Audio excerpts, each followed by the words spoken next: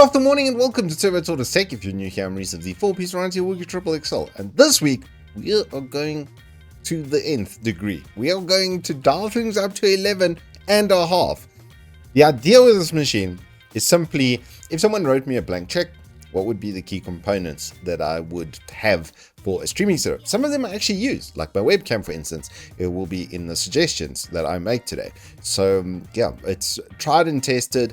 I've used every single one of these components, literally every single one of these components, except for the graphics card. I have a slightly lower spec version of what I'm going to suggest. Well, actually quite a lot less spec version of what I'm going to suggest to you today. But the idea with this is, if you want to be a very serious professional streamer that, you know, it's a working tool, you're going to want to buy it with some longevity being intended in that purchase. That's more or less the idea over here as well, because the GPUs have shot up in performance. I mean, to incredible levels. The 4070 Ti Super that I'm going to suggest to you is actually better than a 3090 from previous generation. So it will last you for the screen and everything that I'm going to suggest later into the foreseeable future. But without further ado, without further any gilding of any lilies, let's crack straight into it. So starting off with the upgrade kit, we're going with a 14700KF simply because we don't really need an onboard graphics card. It's not going to be used for anything, so we can do away with that and save ourselves a little bit of money and rather pump that extra budget into RAM. We want to have 64 gigs. I've sometimes found on 32, especially with big open world environment games like Escape from Tarkov, that I've actually run out of memory while streaming, and it can make the gameplay a little bit choppy. So let's rather just circumnavigate that. We're going to go all the way down here straight to 64 gigs of memory, and then that's going to leave us with plentiful. It's also going to be really nice for video editing. When you do very high resolution video editing and very large bit rates, you need a lot of RAM as well. So it's going to kind of give us a 2-for-1 over there. It'll probably only push to about 40 gigs of memory usage at its worst, but it's better than that's still going to be 8 short if you're only on 32. So that's kind of where my mentality is with that. We're also not going to be doing a lot of processing power from a multi-threaded perspective. So even though this 14700KF can make a lot of heat, the 240mm rad is going to be more than enough. This is one of the better ones, the LS520. So it's going to mostly be used for its single core performance. You're going to we want as many P cores as we can get. Was my mind space on that. You got 8 on this chip now. So, and I think it's 8 and 10 if I remember correctly. It should be 8. If we just go down here, maybe I can see. Okay, so it's still 8 and 8. So it's 8 P cores and 8 E cores, which is going to be plentiful for running a stream and gaming at the same time from the same PC. Then for Gronfiks Card, we ain't playing around. We're going straight to the 4070 Ti Super. This is going to be our general workhorse, even for video editing. When you render and stuff these days, you actually render through your GPU. So having 16 gigs of video memory is going to be really nice, not only for our stream, but for doing that as well. And it can use its tensor cores to output the stream and dedicate pretty much all of the CUDA cores then to the actual game. And so you're getting kind of a lossless performance, but this performs so highly that 1% or 2% of the top to stream at the same time isn't really going to be all that noticeable, and it should be silky smooth with a single PC setup. I have a 4070, the 12 gig, not the Super, just the standard variant, and that already made such a difference over my 3070 Ti just because of having that extra video memory. I was kind of shocked, especially in the games and stuff that I play. So, and I've streamed a variety of stuff on the Evetech channel for the streaming days, like we've done even Assassin's Creed and Tarkov and all kinds of stuff in between. And generally, the biggest uplift I've had all my stream performance was when I changed up on GPU. So I would, very much say this is almost a non-negotiable. You could, however, look at an AMD 7800X3D if that's what you prefer for the processor. I just like the core count on the 14700K versus its price. It's very good in that facet. But this is the thing you're going to need. I would say a 4070 Super is the entry level into like really serious streaming, but you're going that far, an extra 4 or 5K, which is like 10% of this machine's total cost, is not a huge increase in price overall to get a massive boost in performance. The 4070 Ti was already a 3090, now the Super's even still further than that. It's kind of mongoose.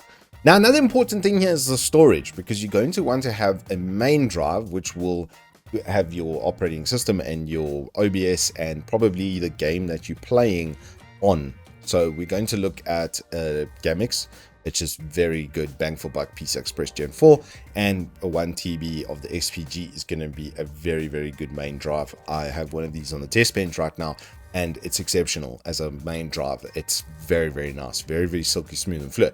But to record, we're going to want to have a secondary drive, and that's where this Legend 2 TB comes in. I've just reviewed this recently and identified that for recording and playback and editing, etc., this is going to be a really good drive for that. You can see with that read speed, it's got 7,400 writes. But most importantly was what I saw in the write cycles, it was coming through better with small file handling, which is a lot of what you're doing with that, because you're storing a lot of temporary files. You can put games on there and record to it at the same time, and it should actually be, it should have absolutely no stress in that, because it's better at doing multiple operations even than the other Gamix. So the Gamix I showed you is more for the single core performance for the game and for the operating system, and then this is more, I would say, for even for small file handling. So it's kind of dual purpose. This, I would say, is game and media, but it's nice to have a dual setup, because if you're editing from the same drive with your operating system, etc., it starts to become noticeable, especially when file sizes are getting kind of large. And if you're recording at a lossless bitrate of like 35 megabits per second, you're getting into the region of 375 megabytes for a minute worth of a high quality gaming video. So you're going to need something that's fast to get that good quality reproduction and output. Now, powering this is not too difficult, so we're going to keep with the PM850D. This is what I use currently on the test bench. It's a non-modular. It's just really, really good bang for buck. You can get something modular or a little bit upgraded, but this would be the baseline that I would suggest, is an 850 Gold, just to keep that, you know, wattage and current to those components really nice and stable, so that they don't have any sudden performance dips. And to that end as well, we are going to suggest my new favorite, the CH560 from Deepcool.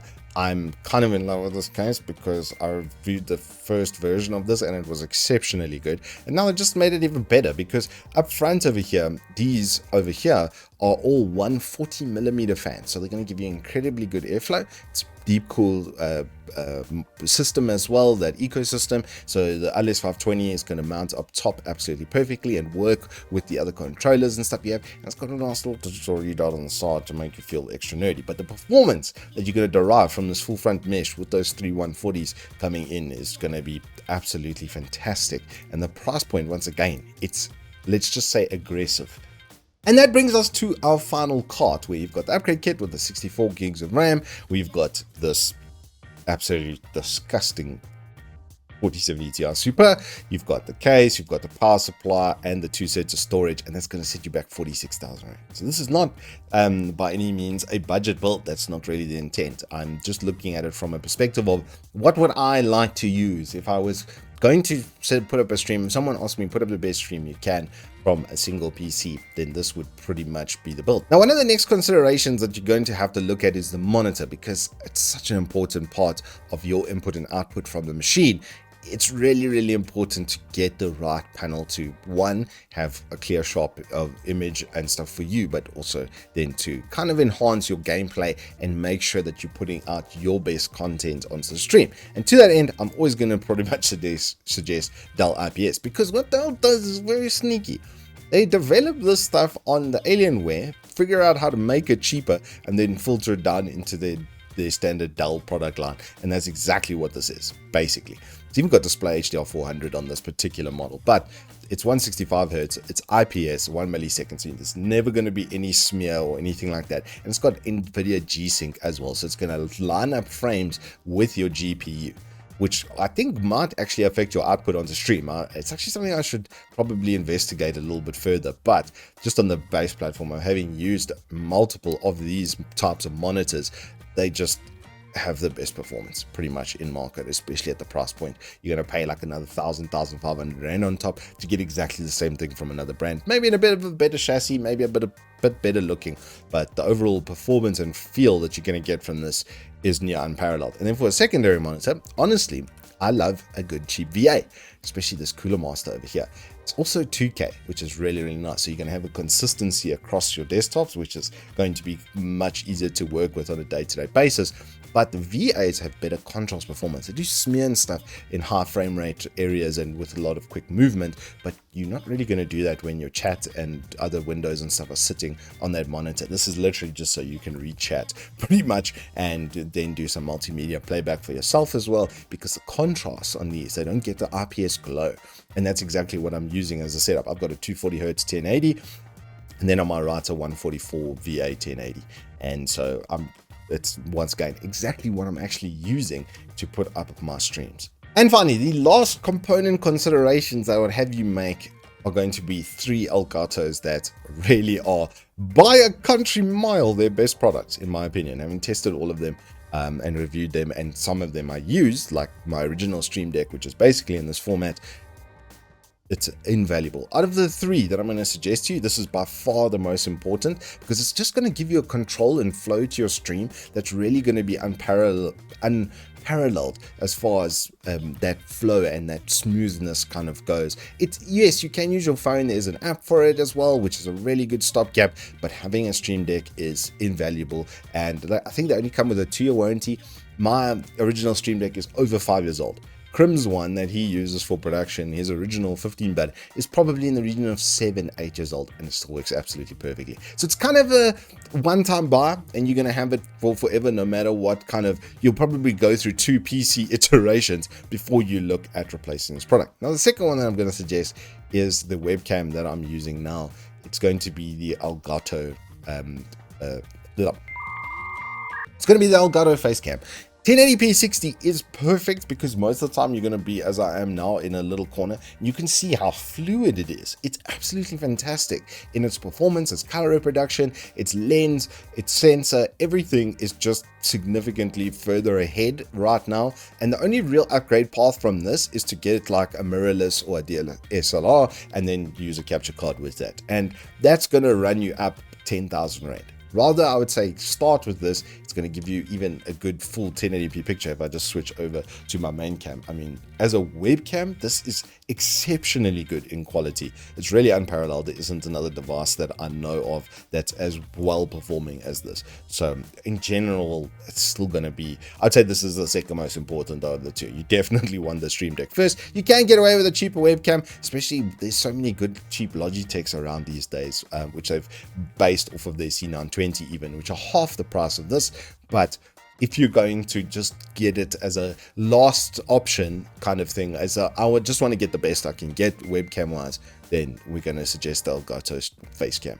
And finally, the last consideration I'll have you make is the Wave 1. Just because it's so newbie friendly, it's really, really good audio quality, even if you don't use the VSTs and such. But the fact that you can put it in to its own set of VSTs and put a bunch of controls and stuff on top of it and filters, it really does make a huge difference to your overall stream production, because it's just going to be nicer to listen to you speak rather than getting funny hisses and sharp plosives and that sort of stuff. This is going to clean up a lot of that. There are cheaper options in the market, but for an out of box general ease of use, Wave 1s are fantastic. The Wave 3 is a little bit better, but I would say it's not quite the bang for buck that this sucker is. For 2,000 Rand, these are practically impossible to beat.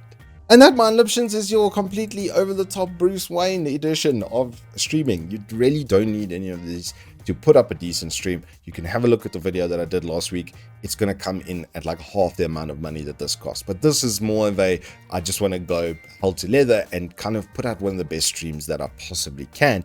And if you're taking it quite seriously, then these should be the ways that you look at upgrading your overall production and output into the market, because it matters. Nobody really wants to watch something that looks bad or sounds bad, and especially these days with how like advanced the technology has become. I mean, if you compare webcams from even 2-3 years ago to what we have now, it's an incomparable shift. And this is really becoming the thing, whether you're doing meetings or digital classes or any sort of delivery like that. You could look at getting some of these supporting components and even running them from a laptop, because it would just significantly improve your overall production and output.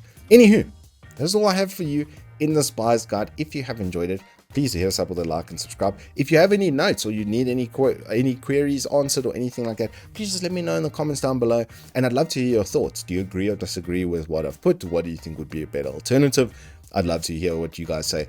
After all, I'm just a one-man show. I'm not 90 personnel at Lions Tech Tips. I'm not always going to get it right. So I do hope you've enjoyed it. If you have, hit us up with a like and subscribe. And I'll see you on the flip side.